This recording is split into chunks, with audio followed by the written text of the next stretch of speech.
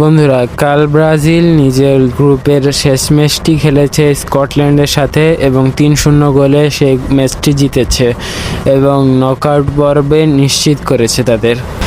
বন্ধুরা, কাল দীর্ঘ ৩ বছর পর নেইমার আবারও বিশ্বকাপে ফিরেছেন। বন্ধুরা, কাল ব্রাজিলে থাকা সমর্থকরা এবং বাংলাদেশে থাকা সমর্থকরা সবাই নেইমারের একটি ঝলকের আশায় ছিল যে নেইমার কবে নামবে। তাদের সবার আশা সার্থক করে দিয়ে নেইমার ৭৫ মিনিটে নেমেছিলেন মাঠে।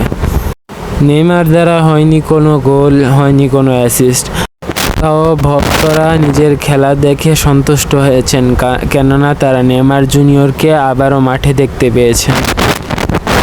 বন্ধুরা, এই দৃশ্যটি দেখার জন্য ব্রাজিল ভক্তরা দীর্ঘ অনেক দিন অপেক্ষা করেছিলেন যে কবে নেইমার জুনিয়র নিজের ইনজুরি থেকে ফিরবেন, আবার তার কবে খেলা দেখা যাবে। বন্ধুরা, শেষবার নেইমারকে দেখা গিয়েছিল ২০২৩ সালের অক্টোবর মাসে উরুগুয়ের বিপক্ষে বিশ্বকাপ বাছাইয়ের পর্বের সেই ম্যাচে তিনি ভয়াবহ ইনজুরিতে পড়ে যান।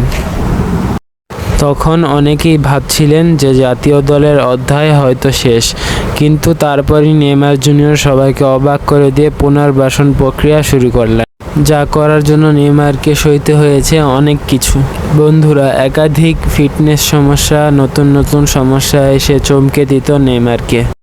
বন্ধুরা, এই মুহূর্তটির অপেক্ষায় ছিল কাল হাজারো ব্রাজিল ভক্তরা এবং নেইমার জুনিয়র নিজেও, যে কবে তার মাঠে আবার ফেরা হবে। সে প্রায় ৯৮১ দিন মাঠে আর নামেনি, প্রায় ৩.৫ বছর হয়ে গেল।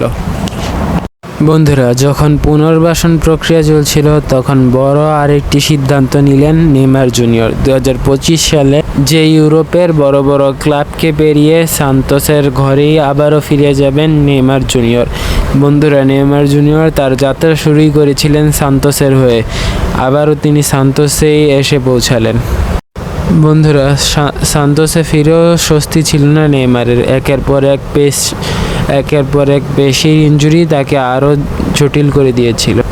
বন্ধুরা, ২০২৫ সালের ফেব্রুয়ারি মাসে তিনি সান্তোসের হয়ে তার প্রথম ম্যাচটি খেলেন। বন্ধুরা, বারবারই নেইমার ভেঙে গিয়েছিলেন, কিন্তু বারবারই নিজেকে গড়ে তুললেন নেইমার জুনিয়র।